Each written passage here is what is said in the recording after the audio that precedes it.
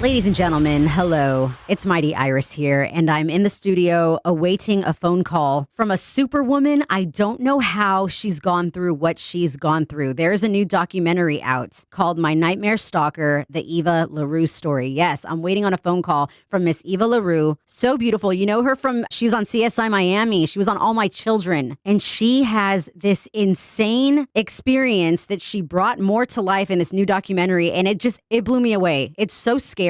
And once I saw the trailer for this documentary, I had to talk to her. So I'm just so happy that she agreed to give me the time of day. And man, she has gone through it. She was stalked for 12 years. Ugh, it's one of those subjects that makes me so mad and scared. And yeah, I cannot wait to talk to her.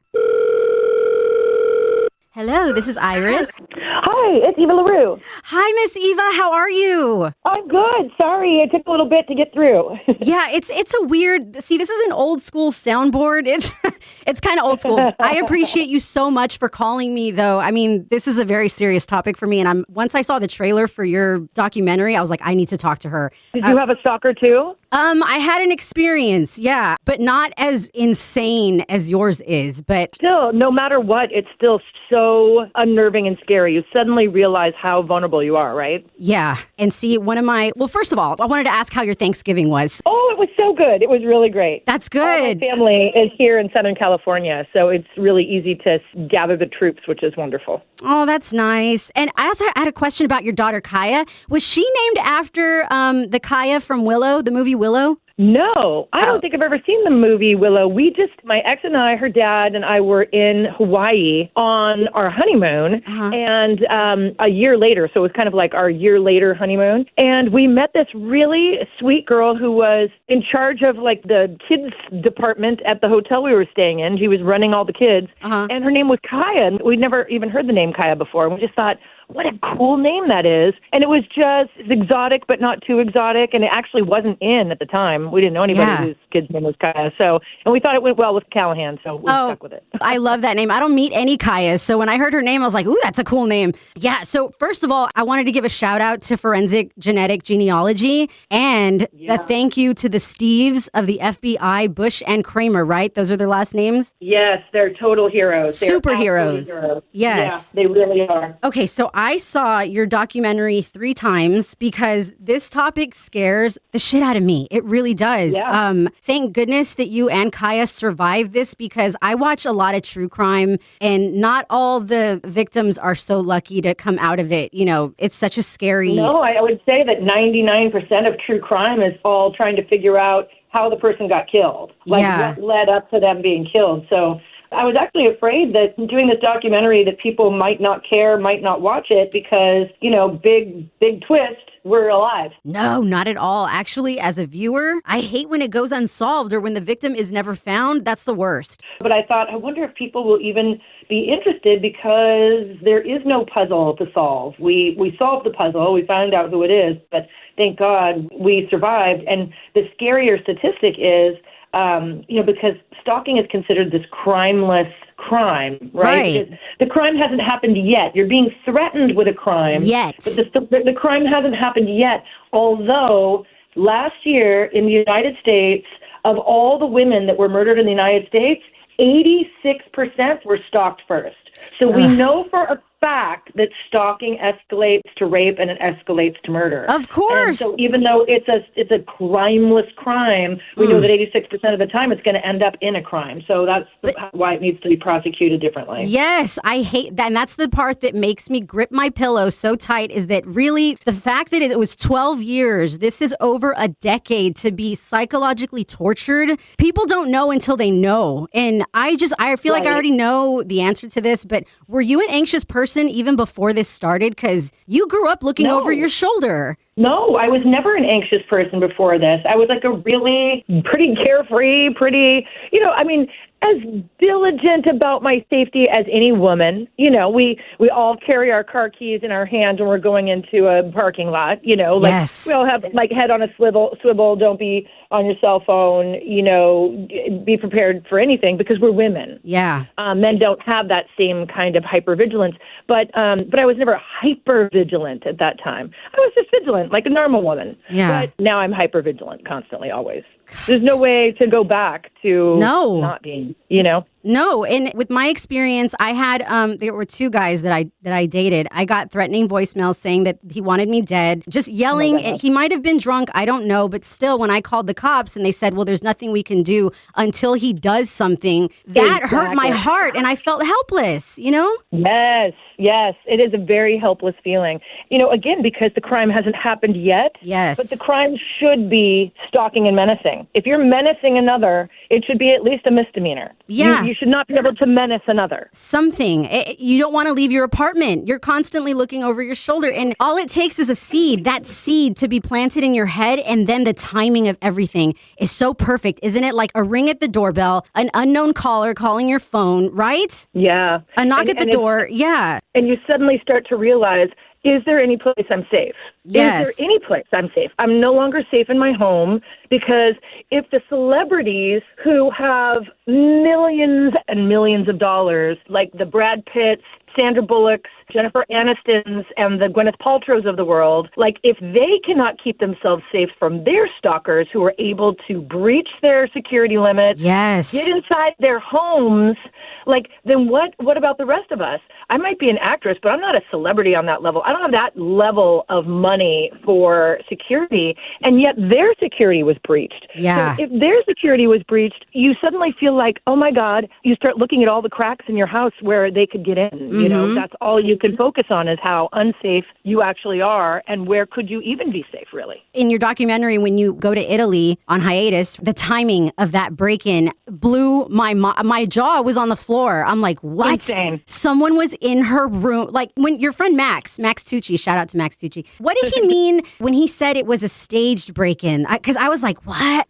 Well, staged in that there had been a lot of renovations to the house and to the property for the month that he was there. And so there was a lot of workers who had been all around the property and seen the vulnerable spots of the house. And basically, so it was like they'd been casing the house for a while. Oh, okay. Yeah. Casey. Okay, I get it. Yeah. Yeah. Terrifying because you're on CSI. How you were able to do your job having all this paranoia and anxiety in your head. Just how did you do that? How were you able to not get sick on set? Or maybe you did. Oh, I did. I broke out in a hive rash. It didn't go away for about 3 months that they were having to cover with makeup. My hair started falling out. My stomach, it really was a full body hijack, I have to say. It was just horrible. And then after going to Italy, I had that really interesting epiphany because I'd been praying nonstop, like for some sort of guidance, some sort of hope, some sort of anything to show me, like, what do I do now? Where do I go? How do I keep us safe? And when that happened, I really, in that moment, felt like it was God saying to me,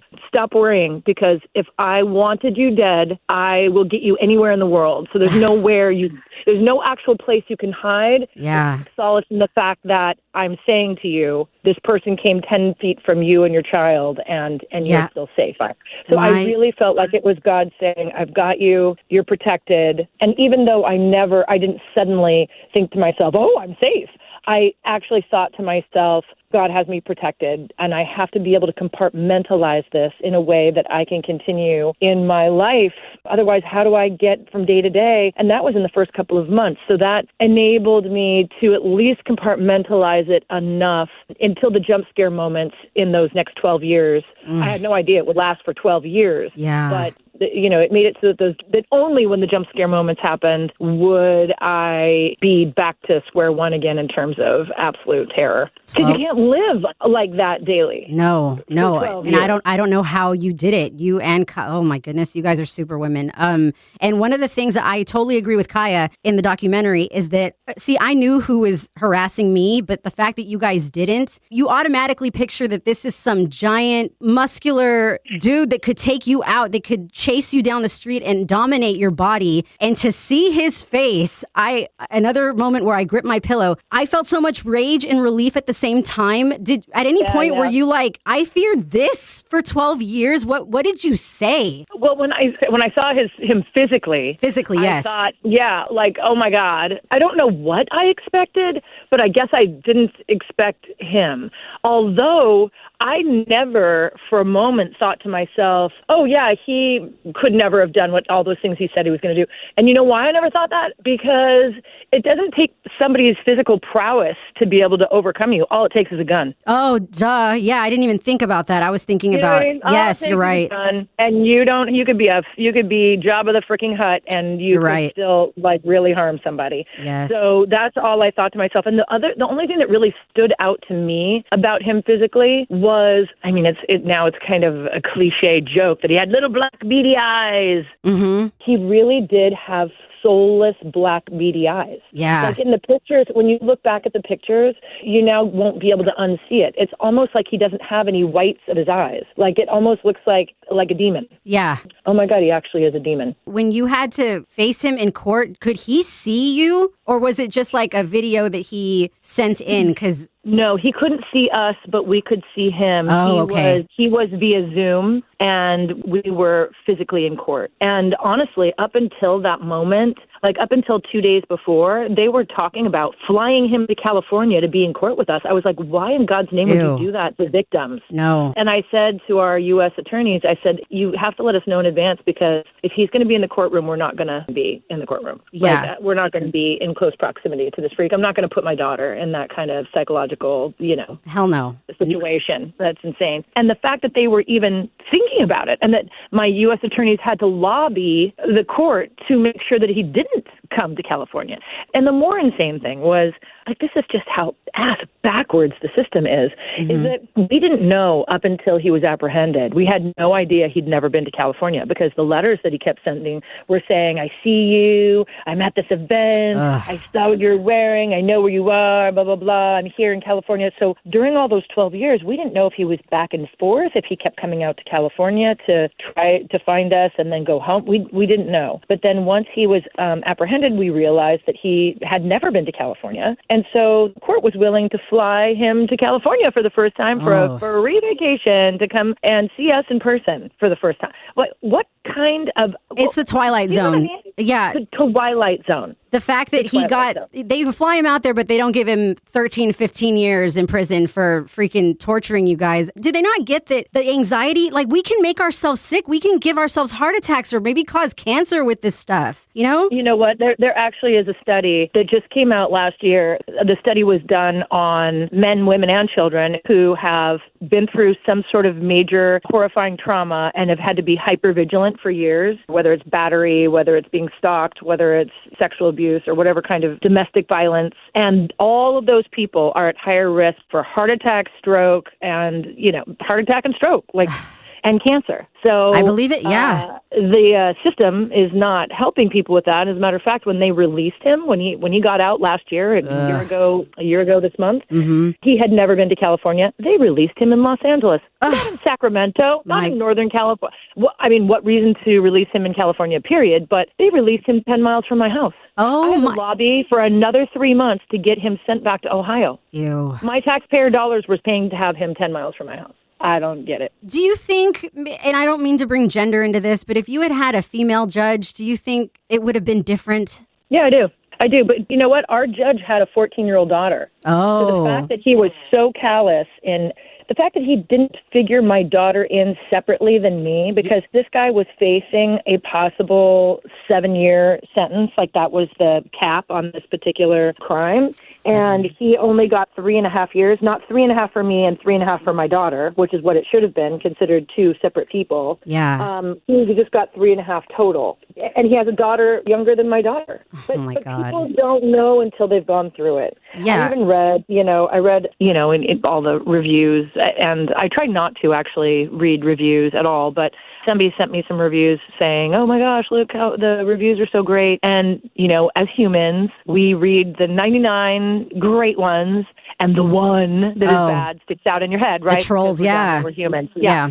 So there literally was one guy who was just, being an anonymous. And he was like, I thought it was really schmaltzy, totally overly dramatized, super dramatic. The girls were so dramatic in it. It's not worth anybody's time. Oh, that's an incel right there. They call them incels. Overly emotional. And I thought to myself, okay, hope this never happens to you, your wife, or your daughters. Yeah. Because then there's not enough schmaltz. There's not enough cheese. There's not enough drama to even portray how you actually feel. Yeah. There really isn't. Whatever you saw on camera was still not even what we were feeling because we were telling you secondhand after the fact. We weren't telling you in the moment. Oh, my God. I almost wish there was crystal ball technology where you could touch it and the judge can touch it and just feel everything you've gone through those past 12 years. And then things would be different. It would be insane. Yeah, wouldn't that be amazing? Yes. Maybe we'll have that technology someday. One day. Put it to the Steves. We'll talk to the Steves, yeah.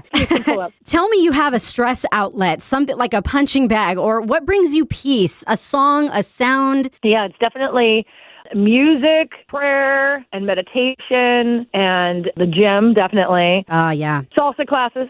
Ooh, I love dancing, yes. I do too, because at least it's something joyful. Yeah. And also a workout, and learning something that I didn't know before, because I didn't know how to do salsa. So it kind of beautifully rewires your brain to be A, joyful, and B, focused on learning a new activity, and C, sweating it out. So it was like the perfect storm. You know what else is really relaxing that I actually wish I could get back into is swimming. Even when you're just floating on your back in the water, all you can hear is your breathing, and there's just something about it. It's just so cool. And they have these MP3 underwater players now. You can listen to music while you're swimming. It's insanely cool. Yeah. Oh, that's very cool. Yes. I hate that he used the name Freddy Krueger because that's my favorite scary movie. I hate that. But I thought of you because, did you ever see A Nightmare on Elm Street? No, I'm not a horror film girl. Oh, okay. Oh, yeah. No, I totally believe it. But Nancy, the main character, at the very end of the movie, she faces Freddy and she takes back her energy. Like, she takes her power back from him. I thought of you in that ending scene. Oh, you know what?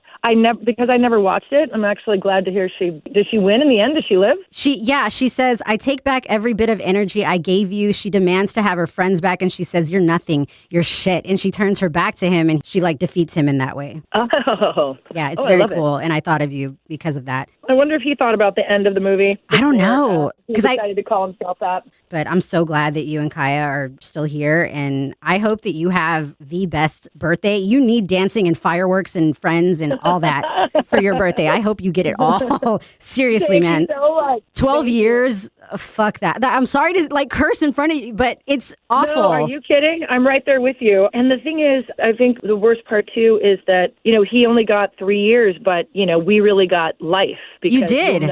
We'll never not be thinking of all the possible ways he could come get us. Mm-mm. You know what I mean? We're never quite free. No. One of the worst, and that should make every mom or parent mad, is that he took your child's innocence away. High school days, those school days should be so full of, life and fun, and he fucking ruined it. Ugh. Yeah. And then not only that, but her dad then passed away about 4 months later. It was a rough year. It was a really rough year. I'll bet. I am so sorry that this happened to you. And I've been sharing this documentary with people, so I'll continue to share it. And just thank you for taking the time to talk to me. I'm so glad to talk. Thank you so much for inviting me. I really appreciate it. Have a great holiday. You too, Miss Eva LaRue. I will tag you when I post this stuff. I'm going to tag you. Is that okay? Yes, please. Okay. Have a Merry Christmas too. And Kaya. Thank you. Okay. Thanks, honey. Bye. Have a great day. You too. Bye. What a cool woman. That was Eva LaRue, ladies and gentlemen. Her documentary is called My Nighmare Stalker, the Eva LaRue Story. It's now streaming on Paramount Plus. Please check it out. Inform yourself. Be careful. If you've ever gone through this or know someone that's going through it, look up SPARC, SPARC. It's the Stalking Prevention Awareness and Resource Center, stalkingawareness.org.